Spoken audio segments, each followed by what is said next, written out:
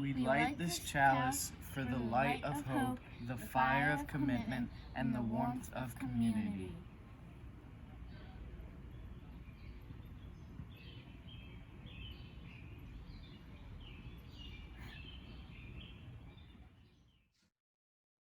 Welcome. I'm Reverend Nancy McDonald Ladd, Senior Minister here at River Road Unitarian Universalist Congregation. And indeed, you are welcome to this time in which we are drawn to worship, to a time set aside for naming what is of worth. Welcome, not because of what you have earned or what you have done or how well you dress or carry yourself out into the frightening world, but because you are worth blessing just as you are. By nature of the breath that you still draw, you are worthy and you are worthwhile and you are whole. The breath that you still draw, the breath that is granted to you by privilege and grace and love and luck, that breath that has not been pulled from you yet, the breath of life that springs eternal. It is itself most sacred, and it moves in you and moves in us, and in this time we are given to spend together. So take a good breath and a seat. You are welcome here. And come, let us worship together. I'm listening. I am listening. Spirit, speak to me. I'm listening. I am listening. Spirit, speak to me. My ears are wide open. My eyes are now open to see what I may be. I'm listening. I am listening. Spirit, speak to me. I'm listening. I am listening. In this moment of Spirit, speak through me. I can hear the voices of all my kind. I'm listening, singing. I am listening, this tweeting and howling into the wind. My ears are wide open, and oh, the joy. My eyes are wide open, oh, the love to see and what hear for you and me. Oh, I'm listening in this moment of silence. I am listening. I hear Spirit speak through me.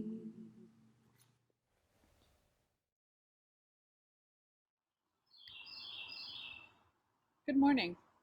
Our story today is from the indigenous people of West Africa. Once there was a drought. The streams dried up and the wells went dry. There was no place to get water. The animals met to talk it over, and together they went to the goddess and explained how bad things were. She said, "Don't worry. There is now a well for you to share. Please remember to take good care of it. Crocodile, I appoint you caretaker." And the crocodile replied that he would protect it. The animals went to their homes. The crocodile went straight away to the well. The animals began to come for water. He heard them, and Crocodile called out, "Who is it? Who is it? Who is walking in my grove?" "Crocodile, dear friend, "It is I, Lion. I have come to get water." "You cannot. The well is dry. Go away." And so the lion did. He went home thirsty. Later, the crane came to get water. But again, the crocodile told her that it was dry and there was no water to be had. The frog did not even get halfway there before he heard the crocodile call out, "Everyone go away, stay away, there is no water, the well is dry." So the animals remained thirsty because they had no water and continued to suffer. The goddess saw them and decided to go to the well herself. "Who is it? Who is it?" "It is I, the goddess. I am coming for water." Even here, the crocodile, perhaps out of habit, told her there was no water. She would have to go away. The goddess asked again. The crocodile replied, "There is no water." The goddess gathered all the animals together and said, "You came to me because you were thirsty, and I gave you a well. And I asked Crocodile to protect it, but instead he was unable to care for you and it, and did not allow you to drink from it. If a woman has a banana tree in her garden, it is hers. If a man has a cotton tree in his garden, it is his. If a person has a well in the garden, the hole in the ground belongs to them. But the water belongs to everyone. Frog, I make you caretaker. What will you tell the animals when they come for water?" The well belongs to everyone. Before the goddess departed, she added, "Remember that banana tree in the woman's garden and the cotton tree in the man's garden?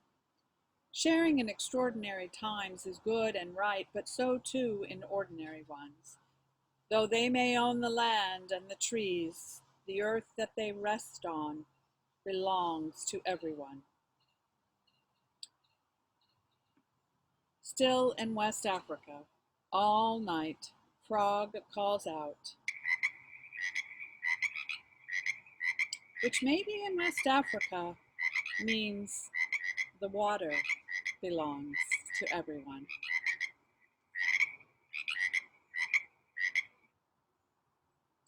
The Indian phrase namaste's modern usage is a simple hello and goodbye, but its Hindu usage at the beginning or ending of an encounter between two people translates to, I honor the divine in you." Where is this happening in the story? How can we make it happen in our own individual lives, whether we are 80 or 8? Just a personal note, today is my last storytelling for you all. The calendar is full of other voices until I preach sometime next month. When I told my first story at River Road with the Reverend Ginger Luke, we used these very masks, except today's crane was an owl and the frog was actually moss. The story was different, a poem actually, but it was Ginger's imaginative and ambitious storytelling that has inspired me these 8 years, all alongside my gratitude for the opportunity to serve you. So with respect and wisdom for my Hindus, brothers and sisters, and for your graciousness in listening to my stories. Namaste.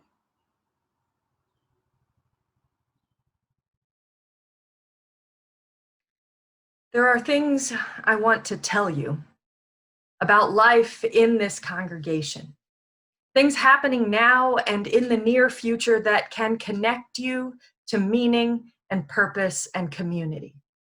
Like the fact that the food raiser last Sunday topped even the success of the first one a month ago, providing sustaining food to those who need it most, and that it happened by the grace of your generosity. I want to tell you about the deep gratitude I feel for the retreat online and the depth of spirit that is happening each and every Saturday, and the fact that next Sunday our annual spring music service will arrive right to you through your computer screen with the return of the River Road Choir, so many little boxes with full voices celebrating the beauty that sees us through. I definitely want to tell you that Wellspring, our spiritual deepening program, which has changed lives and hearts in our congregation, is open for registration for the fall session. Twice per month, River Roaders will meet to explore Unitarian Universalist spirituality and the sources of meaning and purpose that guide us forward. Through commitment and care, we ground ourselves in what matters most. Beth Irakora can get you more information. She'll drop more information in the chat during our service, and I want to tell you all of that and more. But most of all, I have to tell you, and I have to remind myself in these days that none of us is safe unless all of us is safe. That none of us is protected unless all of us are protected, and that none of us is whole unless all of us are made whole in a world so broken that if you are paying attention, it makes you weep for all that is lost. This week, we crossed 100,000 US deaths in the COVID-19 pandemic. Losses that are not anonymous, but individual, searingly painful and worthy of our deepest grief and deeper devotion. In Washington, D.C., we need to acknowledge that 76% of those deaths from COVID-19 are Black people, while only 11% of those deaths are white people, and that terrible truths are revealed when the cracks in our society's ability to care are revealed to be chasms. In Minneapolis, the asphyxiation and death of George Floyd at the hands of a systematically violent police force is nothing new. And I need to tell you to remind myself that everything people of color in this country have come to expect happens over and over again. I need to tell us that I fear for the dearth of empathy at work in this world. As Ibram X. Kendi has said, it starts with Amy Cooper on the phone. It ends with George Floyd on the ground. From the banality of oppression to the deadliest of interactions, I need to tell myself, to tell us all, to tell the world that none of it is new. In the immortal words of the great poet John Donne, no man is an island entire of itself. Everyone is a piece of the continent, a part of the main, and so any man's death diminishes me because I am involved in mankind, and therefore never send to know for whom the bell tolls. It tolls for thee. We are involved in each other's lives. And yes, we are involved in each other's deaths. We are involved and never wholly separate, and we grieve our neighbors as we grieve those far afield. This week, we grieve the death of Reverend Joy Dale, a beloved member of our congregation whose memory lives in us still. We grieve the death of George Floyd and of 100,000 others in this pandemic time, for of this we are certain. Each loss is our own, and each loss calls us to greater grief, deeper empathy, and greater love.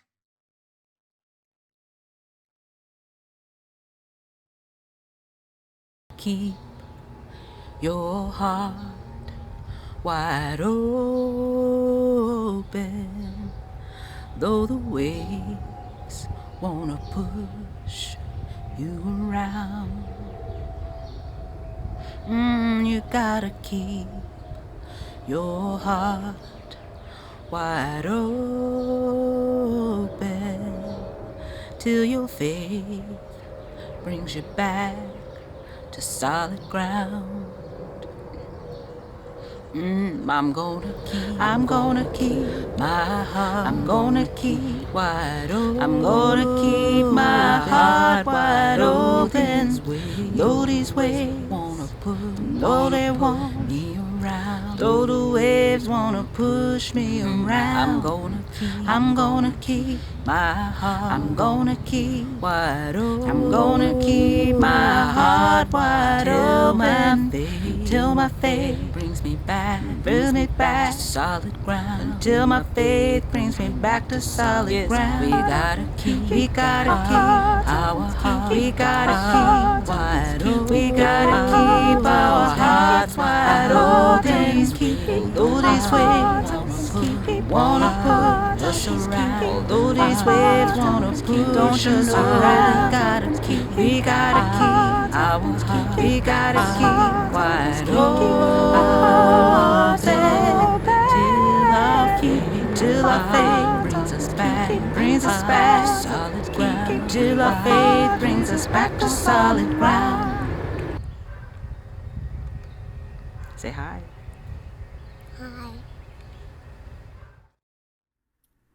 Every month, we get the opportunity to extend our offering to a community organization whose value and mission we support. For the month of June, that organization is Safe Streets Baltimore. This is a partnership that comes from our River Road Prevent Gun Violence Ministry team. I love Safe Streets Baltimore, and I had the joy of joining them in one of their community block parties last August. The sense of community and family and joy is very strong and very present.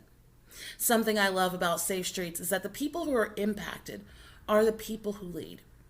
One of the biggest benefits of extending the offering is not just the giving, but it's the relationships and the partnerships that we develop. June is also Gun Violence Awareness Month.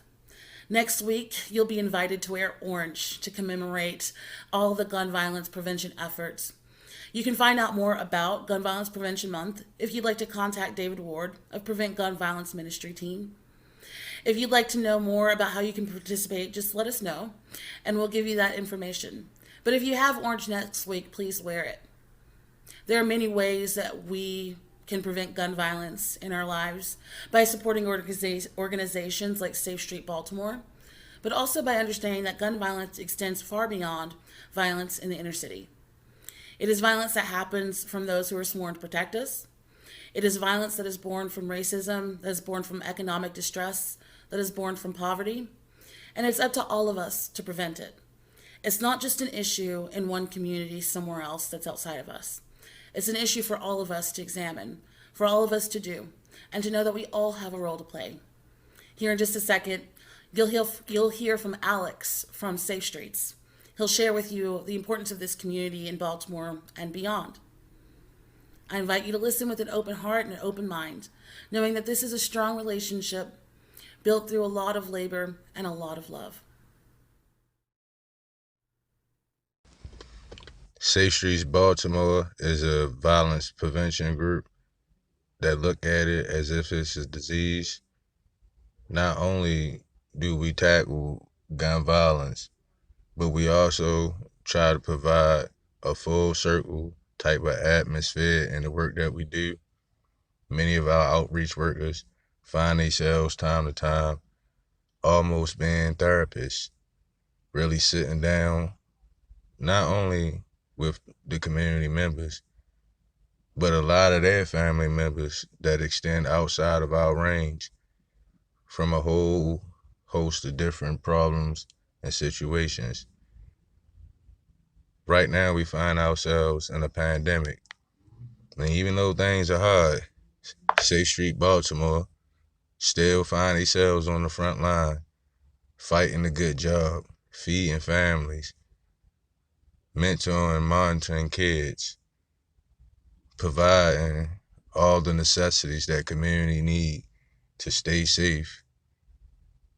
Safe Streets is essential and vital in the future of our city, not only for the inner city, but the whole city. For our youth wants to live, and through the work that we do at Safe Streets, we ensure that without question, our kids have a bright future.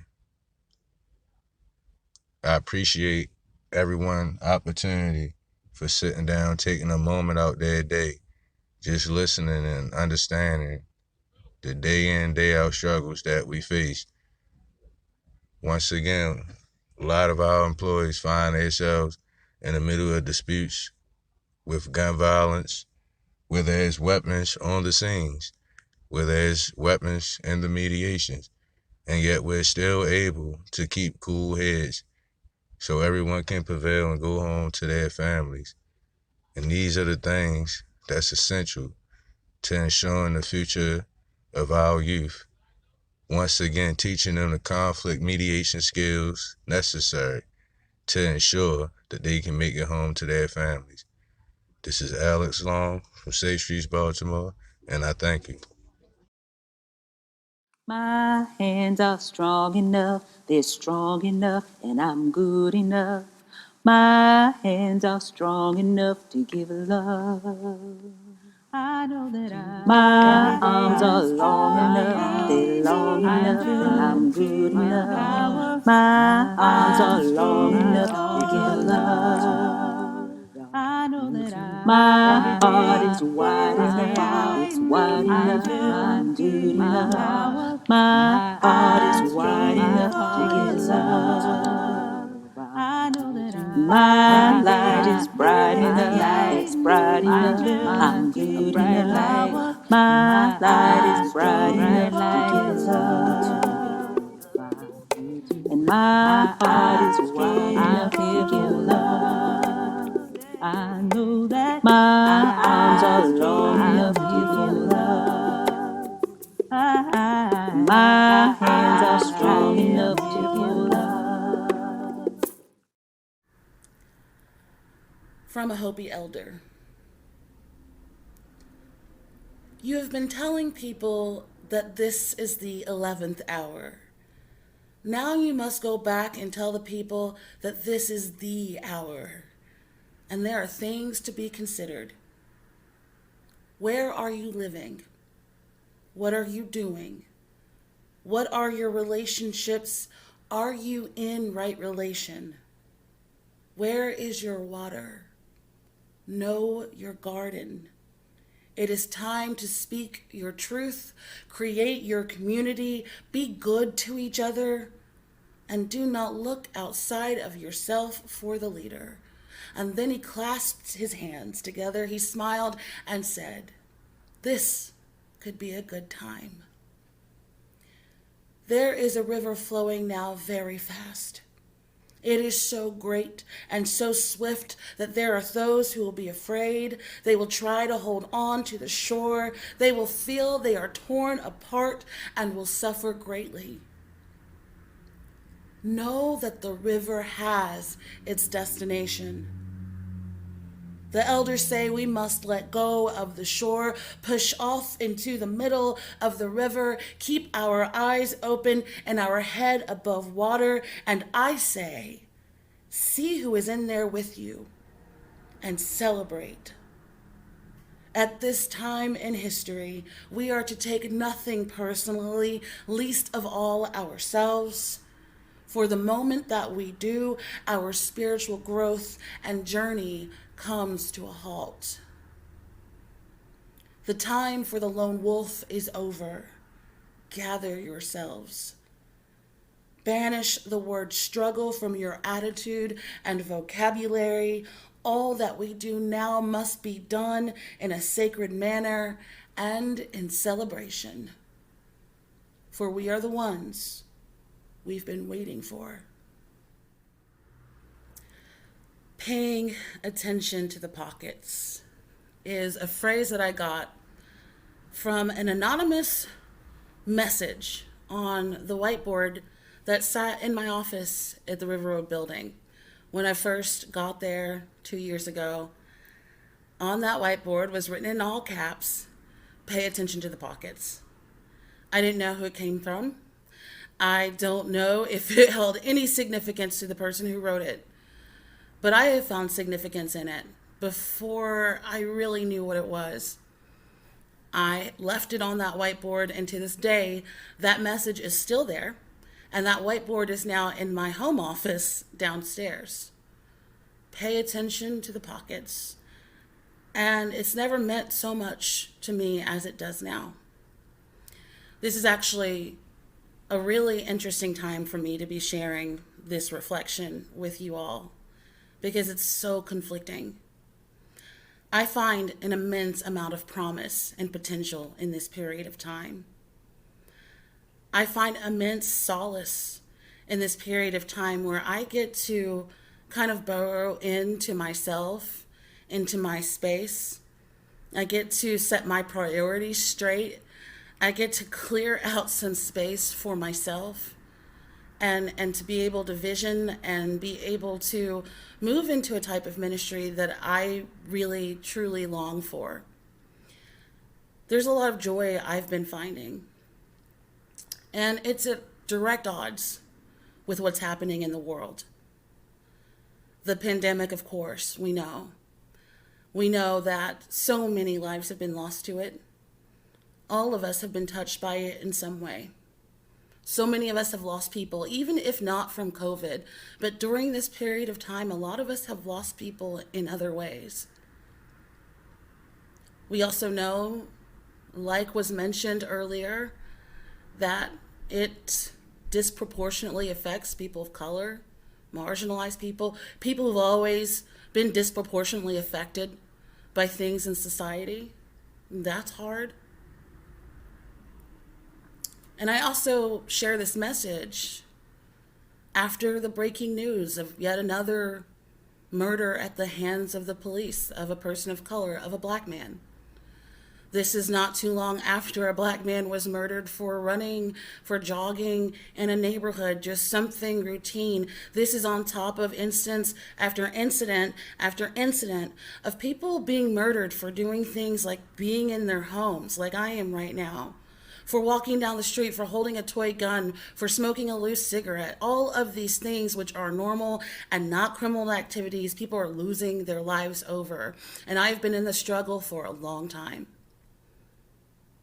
At 34 years old, even at my age, I have been in the struggle for what feels like a long time. And it feels like things aren't changing. And it's hard for me to give this message today. And I'm also going to say the thing I haven't said to you all yet in the midst of this whole pandemic. I don't want things to go back to normal. I do not want things to go back to normal. Not in the world around us and not even at River Road. I love this community. I give this community my life's blood right now. And I am finding a lot of joy in it. I'm finding a lot of clarity and a lot of presence in the work that I do at River Road and the people that I encounter and that I work with, beloved souls who are in this together. I love that. But there are things about parish ministry, about Unitarian Universalism, about the way we do congregational life that I do not love and I do not want to go back to normal. This is a system that is set up to benefit some and marginalize others. And that marginalization is felt in real and challenging ways. And it's hard for me as a minister, as your minister for justice and community building, and as a Black person and as a Black woman, to not know how to really address that, to not know what to say, because I am other.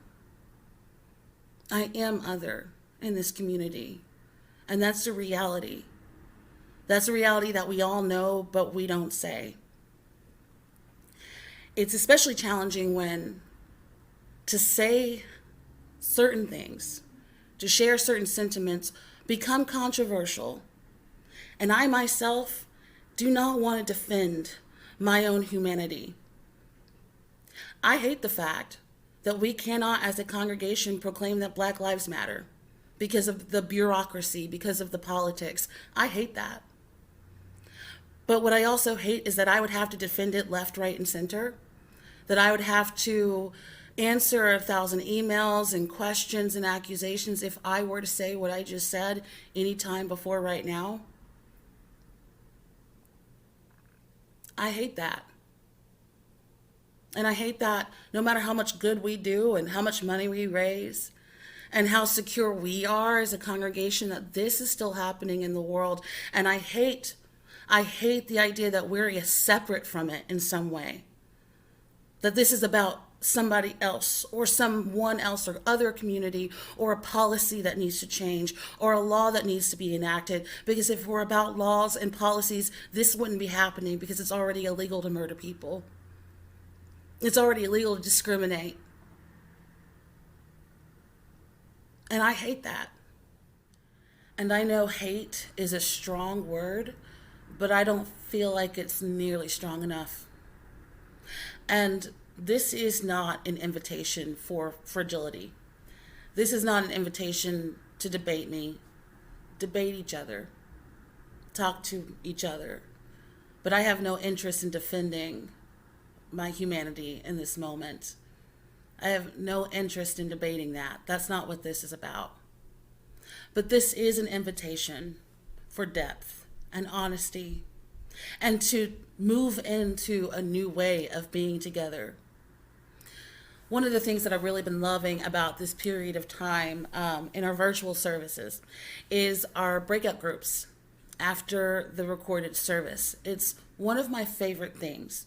There's a rawness and an honesty that happens in those breakout groups that I haven't witnessed in physical presence at things that I'm involved in at River Road.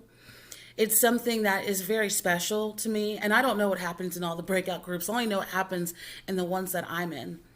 But it's a time when we share deeply. It's not planned. It's random.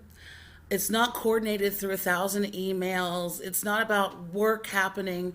It's not about somebody taking on tasks and roles. It's truly, genuinely about connecting and reflecting and deepening and being together. Even for the space of 15 minutes, so much happens in that time. There is something deep and meaningful happening right now. One of my favorite books, and I think I've brought it up at River Road before. I'm sure I've used it in a service as sacred text. But one of my favorite books is Parable of the Sower by Octavia Butler.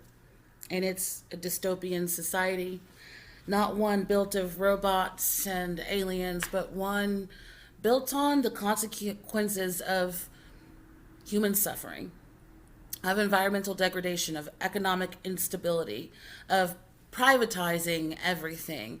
It's the effects of that, and that's the context of the novel. And it's about people surviving. And more than surviving, but creating a new way, building a new way together. And it's focused on this premise of God as change. And this is one of the small passages. All that you touch, you change. All that you change, changes you. The only lasting truth is change. God is change. And that speaks volumes to me right now, because it's about agency in this moment. It's about responding rather than reacting. In all of these weeks that we've been dealing with this pandemic and this crisis, all of us, each of us in our own lives, we've been maintaining. First we were reacting, then we were responding, and now we're kind of in a maintaining place. And I invite us into a parallel exploration of what it means to move forward. So we still need to maintain. And there's a lot that we have to continue to figure out. There's a lot that we have to respond to. And we're human, so we're still going to react to a whole lot of things. Not asking us to be perfect, but I'm inviting us into a parallel exploration of what things could be as we move forward. I've already admitted to you that I personally am not interested in things going back to normal. And I mean that in every sense that you could take it. Metaphorically, literally, River Road, wider world, my own life, however you want to take it. I've already admitted that, but I can't force anybody into anything. And we all have our own journeys and we all have our own trajectory. And whatever happens, we're going to do it together. Whatever happens, we're in this. We're in this with each other. Like Reverend Nancy said, this is where we're at and this is what we're doing. That gives me great comfort. So I think that we can actually gaze ahead. We can pay attention to those pockets that maybe we haven't paid attention to before, or we haven't been able to name, or pockets that are too painful to actually examine. We can move into that depth because we're being invited to in this moment, whether we want to or not. So what if while we're maintaining, while we're adjusting and adapting, if we also looked ahead? If we also started dreaming and building that new world? Something that's really struck me as significant during this period of time is that for decades now, theologians, people of faith, people of the cloth, sociologists, all types of people have been talking about this shift that's happening in religious communities. The phrase that church is changing has been a phrase that has been around for a very long time, since I've been in seminary and even before I cared about any of this. And the sentiment is that the way that we congregate, the way that we come together, what we hold as significance and what we put value in, that is shifting. The world around us is changing. So naturally our institutions change, and this is such an institution that will change. The thing is, though, for decades, that's been projected to be very gradual. And these days, it was projected to be gradual over the course of the next 20, 30 years. But now we're in a period of time where it's happening all at once. Those shifts, those changes, they're happening right now in a very rapid way. And that, of course, brings up a lot of crisis feelings. But if we are going down that journey of parallel and looking ahead, we have some agency there. It's one of the most promising times in ministry I could ever possibly imagine or hope for. The fact that we get to be a part of enacting that change. We get to be active agents in that change. We get to shape the change as it shapes us. And that's very special. This is a very special time to be alive. And I say that not to be Pollyanna about it, not to put this positive spin on it, not to make ourselves feel better or give us some kind of a comfort or solace, but because it's true. These changes are happening all around us. And even if I wanted to go back to normal, I don't know that we could. There's a leadership model kind of theory called VUCA. It's an acronym, VUCA. It stands for volatile, uncertain, complex, and ambiguous. And it describes the shifts and the changes. And I feel like it's very pertinent for this shift and change right now. In fact, a minister from my home congregation in Oak Ridge, Tennessee, recently put out a very short informational video around VUCA times. And if there ever was a volatile, uncertain, complex, and ambiguous time, it would be right now. But the purpose of this model of leadership is not necessarily to analyze the time that we're in, but it's to allow ourselves to be transformed by it. To be transformed by these times that we find ourselves in. Not to master it necessarily, not to tame it, not to bend it to our will, but to allow it to change us and to move with those changes. One of my new favorite quotes comes from Jack Welch, and it is, "If the rate of change outside exceeds the rate of change inside, the end is in sight. Now that's a whole sermon in and of itself. If the rate of change outside exceeds the rate of change inside, then the end is in sight. We have no control over this. We have no control over COVID-19 or the pandemic or even the quarantine to an extent. We can follow best practices and recommendations, and we can be very wise and diligent in our work, in our choices, and our decisions, but we can't actually control it. And that's one of the hardest things about what's happening right now. These illusions of control have been stripped from us, and they were always illusions, but we at least could hold to them, and we don't get that luxury anymore.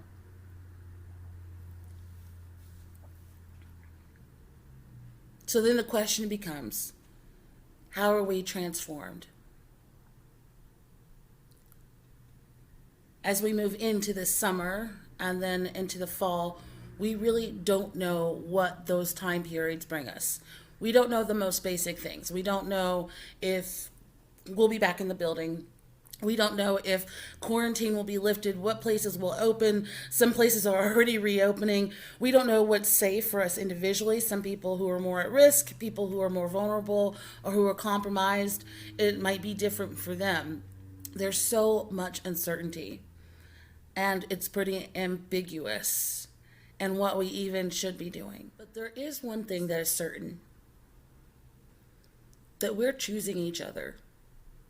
That something is driving us to continue to come together, even as it is so different, even as we're having to learn new skills and adapt to new ways of being together, even though it is so complicated for all of us in individual, unique, and in also shared ways, we are still choosing each other. That is for certain. So how do we build around that very basic principle of connection? How do we reprioritize our time together and make it quality? How can we be transformed right now? And not just because we have to change, but because we're choosing it. Because we won't survive this if we don't change with what's happening. If we cling to the shore, we will suffer greatly. So my hope and my deepest prayer is that we not only pay attention to the pockets, but we turn those pockets inside out. We loosen up those chains that bind us. We help each other get free. We not look outside of ourselves for answers or for a savior, or that we don't pretend to be the savior for other people, but that we do the hard work and the discernment of honesty and truth with each other, which of course always starts with that same honesty and truth with ourselves. That we hold on to those lines of connection that keep us coming back together time after time after time.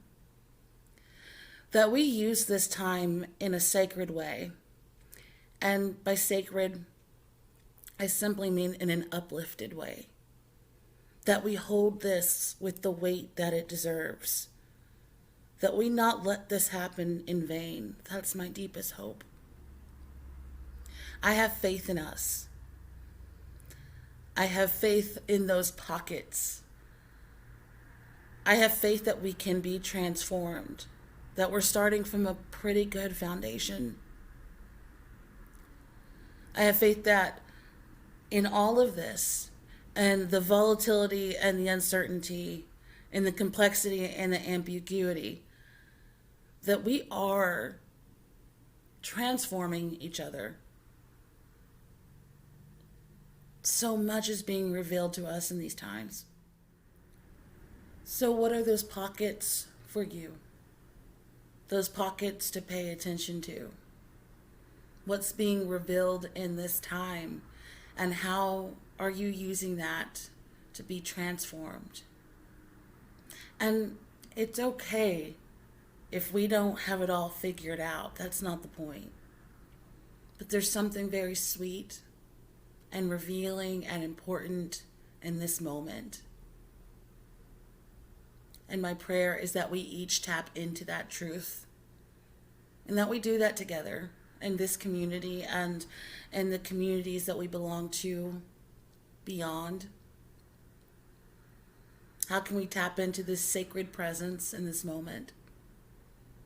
Paying attention to the pockets, yes, but also making plenty of space for ourselves to feel what we need to feel, to move how we need to move, and to be fully transformed. May it always be so. I believe in us. I believe in you. And we're here. And we're still doing this. I genuinely believe that we got this. Blessed be.